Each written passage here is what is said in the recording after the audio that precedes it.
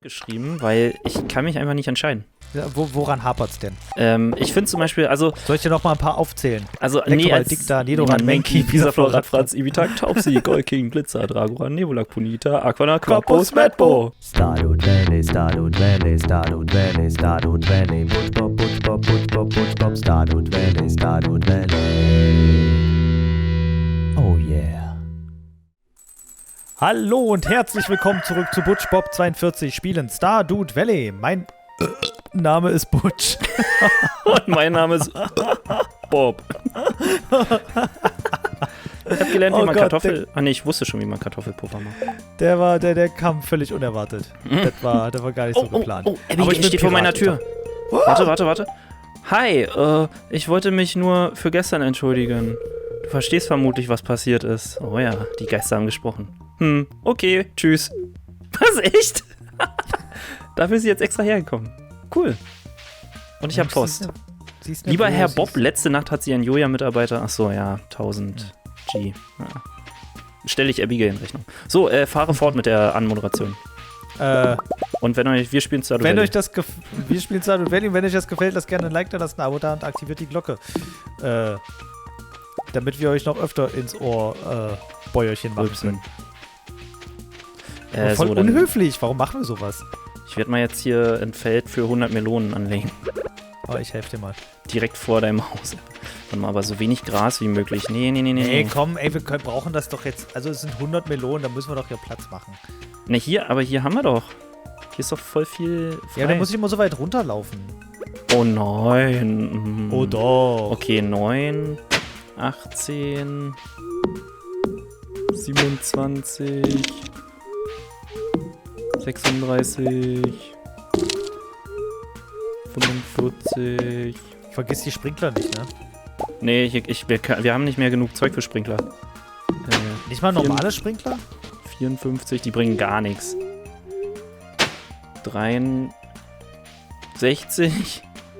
Das heißt, wir dürfen wieder alles gießen, ja? 72. Aber diesmal ist ja bloß einmal. 81. Nicht so wie beim letzten Mal. 90. Kann mich jetzt schon aufregen. 99. 100. Na siehst du, so viel ist doch 100 gar nicht. Ja. Wir könnten den auch noch Geschwindwachs unterdingsen. Ja, das wäre da auch nett. Oder dieses Hydrogel oder so. Dann müssen wir vielleicht nicht ganz so lange oder nicht ganz so oft gießen. Okay. Mal klar, meinetwegen gerne. Was will ich noch verkaufen? Ich liebe es, wenn es genau abgezählt ist und passt und so. Und ich liebe Tropicala, also diesen Song, den ihr jetzt hier gerade bei mir hört. Hast du eigentlich schon den Dings gefunden? Den was? Die Jukebox. Oh, nee, stimmt, habe ich immer noch nicht gefunden. Das kann ja wohl nicht wahr sein. Können wir noch mehr von diesem Hydrogel-Shit und so herstellen? Hydrogel Qualität 2. Diese Erse besitzt die Eigenschaft, wahrscheinlich über Nacht bewässert zu bleiben in das Bestell. Eventuell, wahrscheinlich. Karpfen. Lehm und Stein, das ist ja voll easy. Machen wir einfach 100. Okay, ich will den Skorpionkarpfen. Hol ihn dir, schnapp ihn dir, Tiger. Darauf habe ich gewartet. Oder Skorpion. Warte mal, ich habe ja Abigail, den Blumenstrauß habe ich jetzt schon gesehen. Ich werde jetzt gleich mal ein Regentotem craften. Ja, geil. So, dass ich dann mir dieses Amulett besorgen kann und dann gibt's eine schöne Sommerhochzeit. Auch darauf freue ich mich schon. Und diesmal werden wir die auch sehen, die Hochzeit. Ja, stimmt. Dieses Mal außer es stürzt irgendwas ab, dann vielleicht nicht. Nee, jinx es nicht. Ja, jinx es nicht herauf hier. Wir wollen das schon haben. So, wie viel kann die Goldgießkanne hier nochmal bewässern? 9, oder? 9. Okay, ja, das geht ja. Stimmt, diesmal haben wir ja auch viel bessere Tools schon hier. Ja, das schon. Aber ich muss trotzdem mal meine Sachen verbessern. Ja, ich brauche halt nur noch Iridium-Zeug, also... Wenn du den Skorpionkarpfen gefangen hast, geh gern ein bisschen in die Schädelmine. Obwohl wir Schädelmine sowieso noch ganz schön grinden müssen. Ja. Aber hast du nicht irgendein Essen mitgenommen, dass du ein höheres Fischen-Level bekommst? Nee. Ja, aber ich habe einen größeren Sandfisch gefangen. Na, ist doch schön. Ich habe das nie gebraucht irgendwie, dass ich hier so viel verbessern muss. Ich habe würde das auch immer noch die nehmen. ganzen Sachen irgendwie... Ich war da mal richtig gut eigentlich. Ich hätte eigentlich auch zu Willy Warst gehen mal einer können. der Besten. So, okay, Melonen sind angepflanzt und gegossen. Gewächshaus. Oh ja, hier ist auch wieder ein bisschen was reif. Vor allem die Erdbeeren. Die bringen nochmal ordentlich Moneten. Ansonsten, Butch, Ja, ich bin ganz habe ich ein ohr. richtig gutes Thema. Weiß ich noch gar nicht, warum wir da noch gar nicht drüber gesprochen haben. Butch, was ist dein Lieblings-Pokémon? Shiggy. Nächste Frage. Echt? Oh, das ist ja mega easy bei dir. Ja? Okay, warum? Wieso? Shiggy Weshalb? schon immer. Ich mochte die ganze, im Anime mochte ich die Shiggy-Story schon Die immer. Shiggy-Crew, Die Shiggy-Crew, die Feuerwehr-Crew. die war herrlich. Mochte ich schon immer. Ich mochte schon immer, wie es aussieht. Ich mag Okay. Schildkröten an sich schon und Shiggy ist, da stimmt einfach alles. Okay. Bin ich so ein Shillock-Fan. Turtok finde ich auch schon wieder richtig cool. Aber Shiggy, das weiß ich nicht, hat sich ganz früh bei mir herauskristallisiert, dass ich Shiggy total mag. Und, ja, keine Ahnung. Ich kann gar nicht mal sagen, warum das... doch, habe ich ja eigentlich gerade schon erklärt, warum ich Shiggy so mag. Aber Shiggy ist es halt gibt cool. ja, aber es gibt ja auch andere coole Stories von Pokémon. Aber Ja. Shiggy ist einfach der Beste. Und ich fand's richtig doof, dass Ash Shiggy dann nicht mehr mitnimmt. Muss ich ehrlich sagen, der hat den viel zu wenig benutzt. So, Okay. dass er sich auch nicht entwickelt. Finde ich richtig doof. Habe ich sowieso Ja. nie verstanden, weil gerade auch hier, ich meine, bei Bisasam war es ja so, Bisasam wollte sich nicht entwickeln. Mhm. Aber Shiggy war halt, der hat ja auch Hydropumpe gelernt nachher. Ja. Und ich habe mich immer gefragt, warum entwickelt das sich nicht? Hat für mich nie Sinn ergeben. Und Glumanda hat sich innerhalb von 3-4 Ja. Folgen zu Glurak entwickelt. Ja gut, da wollten sie ja, glaube ich, drauf hinarbeiten, auf dieses Respekt-Pokémon, bla, Ja. das Haben die auch erfahren sehr sein gut muss gemacht. und so. Und ich finde die Geschichte da auch ganz, obwohl ich das so auch nicht kapiert habe. Weil Glumanda, also als es noch ein Glumanda war er mit Ash total dicke. Ja, das stimmt. Diese dann- eine Folge, wo sie in der Eishöhle da eingesperrt waren Ja, und wo Glumanda alles gegeben hat, bis er fast Genau. abgenippelt ist. ich nippel hier auf die Vor allem ganze Zeit. Glumanda war ja eigentlich von einem anderen Trainer dann noch. Ne? Genau. Und, Das war schon Ash krass. hat ja den fertig gemacht. Mhm. Und Glumanda hat ihn zum Schluss fertig gemacht. Glumanda Glumanda ihn hat sich dann verbrannt. für Ash quasi entschieden. Genau. Hm. Ach, das hat mir nicht gefallen. So. Und selbst Endivia hat sich entwickelt. So, Johto habe ich nur noch zum Johto. Teil geguckt. Ja, Johto fand ich noch ganz gut. Aber zurück zur Frage, was ist dein Lieblings-Pokémon? Alter, deswegen habe ich es nämlich aufgeschrieben, weil ich kann mich einfach nicht entscheiden. Ja, woran hapert's denn? Ich finde Soll ich zum dir noch Beispiel, mal ein paar aufzählen? als Dicta, Nidoran, Mankey, Pisaflor, Pisaflor, Radfratz, Ibitak, Taubsi, Golking, Glitzer, Dragoran, Nebulak, Punita, Aquana, Quapus, Madbo. Es ist so super schwierig, weil ich halt viele Pokémon echt badass und cool und geil finde. Also so das Erste, was mir so spontan einfallen würde, ist dann halt so Zapdos. Ich finde, Zapdos ist einfach so ein cooles Pokémon, einfach so ein cooler Father-Mucker. Weiß ich nicht, so einfach Bam. Aber Ja, halt ich bin da genauso, mehr Team. Ich bin zwar Ja. bei Pokémon Go Team Zapdos, also bin da gelbe Dingsbums, Ja, aber von den 3 Viechern an sich finde ich Arctos eigentlich besser. ja, ich finde, also, ja, Arctos ist auch ganz cool. So Lavados finde ich zum Beispiel lahm. Warum auch immer, weiß Ja. ich nicht. Dann zum Beispiel, ich finde Shiggy, finde ich auch, ist ein super cooles Pokémon. Weiß nicht, so Sichlor finde ich halt auch mega cool. Oder, weiß ich nicht, selbst Magma finde ich auch, ist echt ein cooler Dude. Mewtwo ist sowieso dann machen irgendwie wir's, badass. dann machen wir's, dann helfe ich dir ein bisschen und wir kategorisieren das ein bisschen. Zum Beispiel, was ist dein Lieblings legendäres Pokémon? Ja, schon Zapdos, oder? Okay. Also du musst jetzt bei mir musst du dran denken, erste und zweite Generation nur, ne? Ja, ich weiß. Also so Entei, Suicune und wie hieß es, Raikou fand ich jetzt zum Beispiel nicht so cool. Aber Suicune fand ich. Ja, die Suicune-Geschichte war irgendwie ziemlich krass, glaube ich. Ja, aber, die ist cool. aber ja. Nee, aber da würde ich schon behaupten, wäre es Zapdos bei mir. Okay. Okay. Dein Lieblings-mysteriöses Pokémon. Oh, was ist denn ein mysteriöses Pokémon? Was ist der Unterschied zwischen legendär und mysteriös? Ich glaube, Ist die Inkognito ein mysteriöses? Inkognito ist sowieso so eine ganz ekelhafte Zwischenstufe. Ja. Es gibt Pokémon, die es nur einmal gibt und es gibt Pokémon, die sehr selten sind. So. Und da wird unterschieden in mysteriös Ach so, und, du meinst jetzt sowas legendär. sowas wie Lugia und Ho-Oh? Gibt Oder es öfter.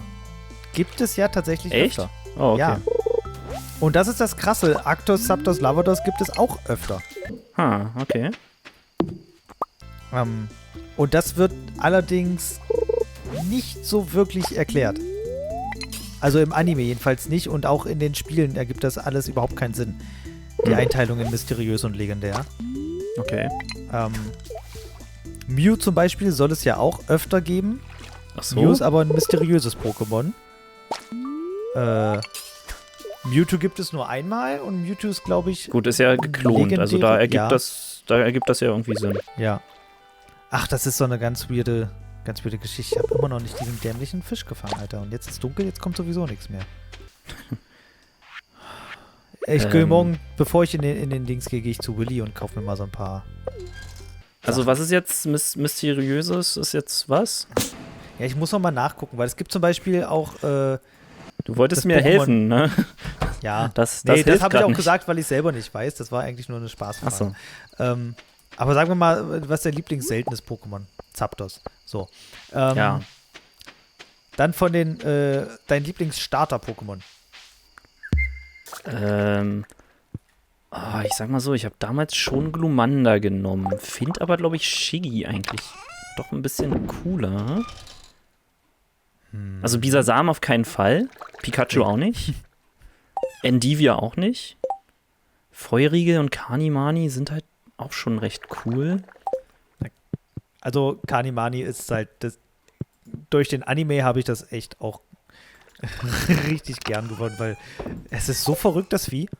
Ja, deswegen. Und Impergator ist halt auch eine coole Weiterentwicklung. Ich mag das halt bei den Tornupto mag ich zwar auch noch als Endstufe von Feurigel, aber was mir bei den Feuerstartern so richtig auf den Geist geht, gerade in den späteren Editionen. Die sind einfach alle voll die Psychopathen. Nee, dass das alles immer so ein Feuerkampfviecher sind. Es ist Wie immer meinst du? der gleiche Typ. Feuerkampf. Also die haben ja immer Ach so, okay, jetzt verstehe ich, wie du meinst. Ja. Immer eine Mischung aus Feuer-Pokémon und Kampf-Pokémon. Und das ist total nervig, weil da überhaupt keine Kreativität mehr hintersteckt. Und die Pokémon sind auch ganz schlimm geworden. Aber die sehen halt auch doof aus. So. Das ist nicht mehr so eine Kracher, wo du denkst, okay, du fängst so an, so klein und niedlich, und zum Schluss ist es halt das übelste Vieh. Selbst Bisaflor ist ja echt noch ein eindrucksvolles Pokémon. So. Und du siehst das irgendwie am Anfang erst die Knospe, dann so ein Pflänzchen, was da wächst, und dann zum Schluss diese Riesenpalme. Ja, die Entwicklung ergibt so schön Sinn. Genau. Und Glurak und Turtok brauchen wir nicht drüber reden. Ich meine, guck dir Turtok an, das hat riesige Knarren auf dem Rücken. Ja, das stimmt. Hallo? Oh, was hat denn da so viel gebracht? Der ungemeine Reis? Nee, die Erdbeeren? Was? Ah, nee, die ganzen Eier und so, ne? Ja, Krass. What? Wie viel? Achso. Nee, doch. Ja, schon einiges. Ja, doch. Cool. Übrigens, ich weiß, dass es heute regnet. Ich habe gerade noch einen Sehr Regentotem benutzt. Hast du gut gemacht. Das heißt, ich gehe jetzt erstmal zum Strand. Ja, okay. Also, ja, Starter, weiß ich nicht. Eins von den frage Wasser- mich, oder ob Maru und Feuerstartern. Dr. Harvey je zusammenkommen werden. Ich bin mir sicher, dass Harvey sie mag. Ich denke aber, dass Maru den ersten Schritt machen muss. Alter, willst du jetzt echt mit mir so gossipen hier? Mit wem sonst? Ey, nee, wirklich. Gucken wir erstmal hier das schöne Feld an, was wir jetzt haben. Oh, sieht schön aus. Wir haben keine... Diggi, wir brauchen... Ach so, eine Vogelscheuche, ne? Vogelscheuchen brauchen wir. Das ist richtig. Ist da schon eine Melone weg, oder? Nee, ich glaube nicht. Na gut. Aber bei Regen Also ich fliegen glaube Vögel nicht. nicht. Hoffe ich. Ich habe das Feld noch nicht gesehen, wie du es Aber angefangen hast Wir haben zu tatsächlich pflanzen. noch 5 Qualitätssprinkler übrig. Kann ich ja ums Feld noch rumsetzen. Ja, so ein bisschen.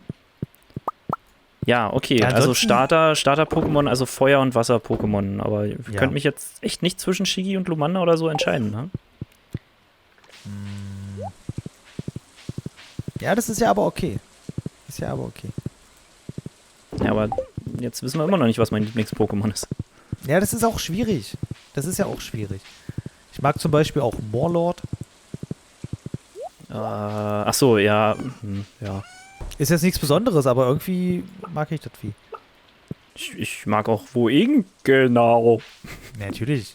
Einfach Kann weil man es Woing. Woing genau ist. Aber was ich halt auch echt cool finde, ist das Porter. Alter, das Despota? Porter, Ja. ja, das Portal, Alter. Auch schon ziemlich krass. Ja, das liegt auch daran, dass Despota einfach voll viel zu stark ist. Das Vieh hat so gut wie keine Schwächen. Ja. Also ich glaube schon, wahrscheinlich werden jetzt hier einige Die Pokémon, die echten Pokémon-Trainer. werden wir da wahrscheinlich widersprechen, aber ich muss sagen, Das Portal ist zu stark. das Despotar ist halt echt krass. Auch bei Pokémon Go eines meiner absoluten Mega-Viecher. Das einfach wahnsinnig stark ist. Ist aber auch so, dass das startet halt sehr schwach so als Lavitar, ne? Ja, deswegen. Das ist echt cool. Verpuppt Dann es sich. Pupita. Und selbst Pupita ist halt wirklich gut. Und als Despotar haut es einfach nur alle kaputt. Oh, jemand sucht Jade. Emily möchte ein Jadestück. Na, das sollte sich doch arrangieren lassen. Was soll sie noch machen? Was soll er machen? Ja, egal. So, ich hole mir jetzt das Amulett. Bam, bam.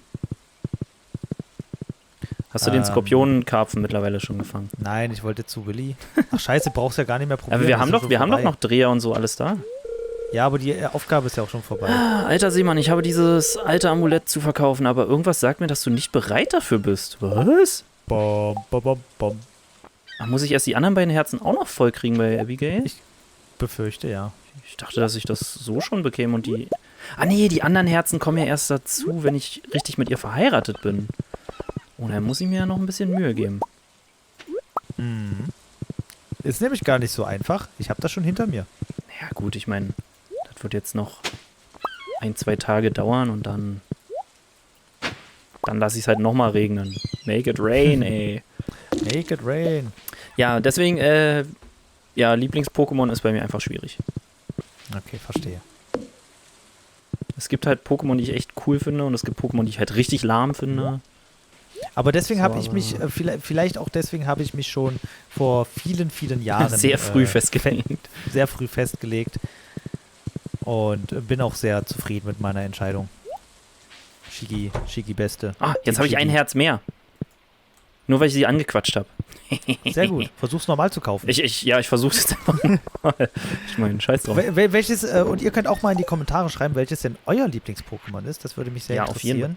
Und auch gerne, warum. Ja, Auch gerne warum. jetzt so ein Enton oder so. Auch kann ich auch verstehen. Enton ist eigentlich auch ziemlich witzig. Anton ist ziemlich witzig. So, ja, ich bin immer noch nicht bereit für das Amulett. Na gut. Also muss ich wirklich alle Herzen dann voll haben. Aber gut, das kriegen wir hin. Wo kann ich jetzt das scheiß Zeug Ja. machen? Ansonsten, Butch, ich habe hier noch ein interessantes Thema, meiner Meinung nach interessantes Thema drauf. Ich bin ganz ohr. Und zwar haben wir ja schon öfter mal so über Schulzeit und bla und alles gequatscht, ne? Ah, ja. Und ich würde gern mal diese Folge den Busfahrern widmen. Den Schulbusfahrern. Die die von der Gesellschaft vergessenen Leute, die uns jahrelang zur Schule gefahren haben, Ertragen mussten. uns ertragen mussten. Oder weiß ich nicht, also wie war das Verhältnis so zu deinen Busfahrern? War es eher so cool, war es nicht cool oder? Wir hatten sehr gute Busfahrer. Ich hatte einen Busfahrer, mit dem ich nicht klarkam. Der hasste mich, ich hasste ihn. Wir haben viel zu oft nur zu zweit Zeit im Bus verbracht. Tatsächlich. Also ich komme ja vom Dorf und da gab es halt keine andere Möglichkeit, als mit dem Bus zu fahren. Um da irgendwas zu machen, um irgendwelche Hobbys außerhalb der Schule zu haben oder nach der Schule zu haben, dann musstest du halt mit dem Bus irgendwo hinfahren. Ja. Und zu diesen Zeiten, wo ich dann den Bus benutzt habe, fuhr dann keiner anders so. Und der mochte mich nicht. Und ich weiß gar nicht warum, weil ich bin halt mehrmals pro Woche mit diesem Bus gefahren und er hat immer die Linie ist immer die Linie abgeklappert und hat dann ich hatte immer Kopfhörer auf und meinen damaligen, mein Discman, ja, da war noch zu Zeiten von Discman. Mit Anti-Schock-System und so. Ne? Ja, so ein bisschen tatsächlich. Und, warte mal, ich muss kurz, hier, Dreher kann ich mal reinmachen. Und noch den Köder, so. Und dem war das wohl immer zu laut. Ich saß schon extra weit hinten im Bus, aber der hat es wohl trotzdem immer noch gehört. Und, ja, kann man die Musik ausmachen? Ach, das war richtig nervig. Richtig nervig. Sind die da schon wieder fertig hier unten? Und, ja, irgendwie kamen wir da nie auf einen Nenner, er und ich. Dann hatten wir aber auch andere Busfahrer. Einer sah aus wie, wie Rudi Carrell. Oh, okay. Ohne Mist. Der sah aus wie Rudi Carell. Und jeder, der ihn zum ersten Mal gesehen hat, hat gesagt, ey, der sieht aus wie Rudi Carell. Also das war schon cool. Aber der war auch sehr in Ordnung. Und dann gab es auch Busfahrer, die haben, wir mussten ja ab einem bestimmten, ich glaube ab 11. Klasse oder so, wurde uns hatten wir keinen Schülerausweis mehr, mit dem wir Bus fahren konnten. Vorher war kostenlos und ab 11. Klasse aber irgendwie nicht mehr. Dann hat das Land Sachsen-Anhalt die wohl nicht mehr bezahlt. Und dann mussten wir die selber bezahlen. Dann haben wir immer so 10er-Karten gekauft. Kamst du halt gerade eine Woche mit hin. Ne? 5 Fahrten hin, 5 Fahrten zurück. Ja. Und wir hatten so Busfahrer, mussten die halt immer abstempeln. Und einige Busfahrer haben dann einfach nicht abgestempelt. So. Und das war echt, das war cool. Coole Leute dabei gewesen. Also echt nett. Ja, deswegen, also Busfahrer habe ich immer großen Respekt vor gehabt. Natürlich, gerade wenn man so viel Bus gefahren ist, gibt es eben gute Momente, gibt es schlechte Momente. Aber ich glaube, die guten Momente haben dann doch überwogen. So. Ja, also ich muss zugeben, die Busfahrer, an die ich mich erinnere, waren schon coole Busfahrer. Also hatte ich eigentlich fast durchweg. Gut, der eine war ein Bekannter oder ein ehemaliger Kollege meines Vaters. Das war ganz witzig. Ansonsten, ja, die weiß ich nicht. Also wir hatten noch so einen zum Beispiel, der hat dann, also wenn ich dann doch mal irgendwie zu spät war oder so und der hat mich halt noch gesehen, ne, dann hat er halt auch gewartet.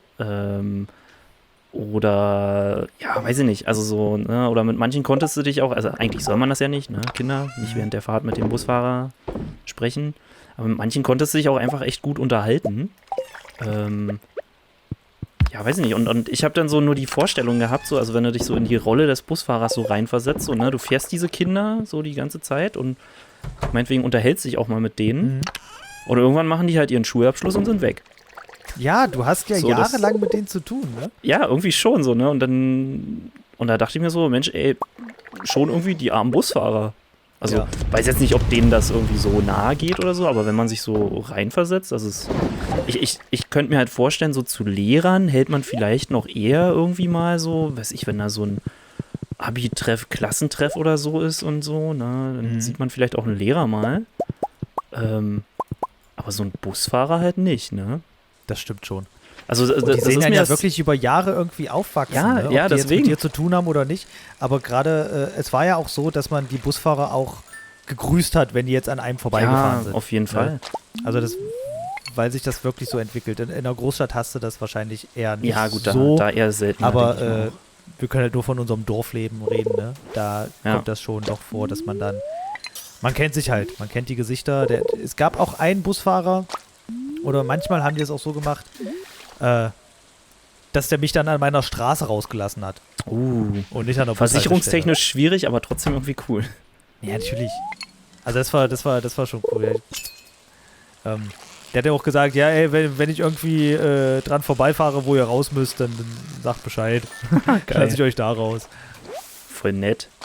Richtig nett. Also wir hatten echt Busfahrer, die mussten manchmal auch richtig scheiß Routen fahren. Also gerade der Extra-Schulbus, so eine Extra-Schulbus-Route, die war halt mega kacke. Also auch richtig anstrengend für alle Beteiligten, weil der da teilweise Straßen doppelt fahren musste. Ja. Schon wieder ein verkleideter Dreher. Also heute läuft.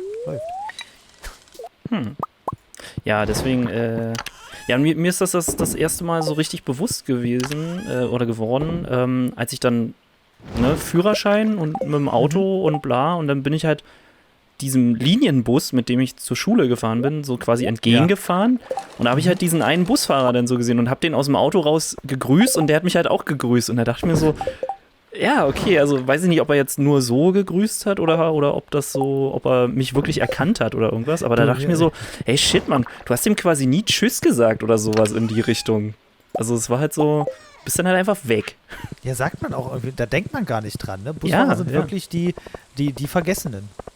Ja, deswegen, das ist eure Folge. Ja, geht raus an alle Busfahrer. Ja. Und was die auch für Kacke über sich ergehen lassen müssen. Alter, mit manchen Drecksschülern. Also muss man mal echt doch sagen. So oft Leute rausschmeißen müssen und Kinder schlagen wollen müssen. Und ich kann es auch verstehen. Diggi? Ja? Hast du Rotkohl geerntet? Nein. Ja, gut. Wir haben 2-mal Rotkohl hier drin. In einer Kiste. Was? Wo? Ja, in der einen Kiste haben wir 2-mal Rotkohl in der Gemüsekiste. Was? Ja, bring ich morgen ins Community Center. Ich komm mit, das machen wir zusammen. Und dann haben wir fertig. Voll nice. Das machen wir morgen zusammen. Sehr gern. Dann gehst du bitte nicht alleine. Jawohl. Und das ist auch die nächste Folge, ne? Ja, das ist ja deswegen. Bescheid. Oh. Ja, cool. Warte mal, ich muss jetzt noch kurz überlegen. Hier ist noch Treibholz. Wann haben wir denn Rotkohl geerntet? Ja, frage mich auch, da waren 2 Sachen. Oder, aber ich bin mir gerade nicht sicher, vielleicht, dass ich es beim fahrenden Händler mal irgendwann einfach geholt habe, aber... Ist das auch wirklich Rotkohl? Ja, es ist Rotkohl. Es ist wirklich, und es blinkt auch. Wenn ich so Mausover mache, blinkt ja die Schriftrolle oben rechts.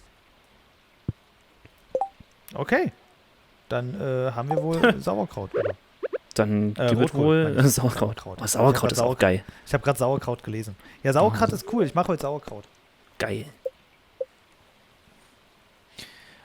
Und ihr macht euch jetzt auch Level Up, sammeln Stufe 8.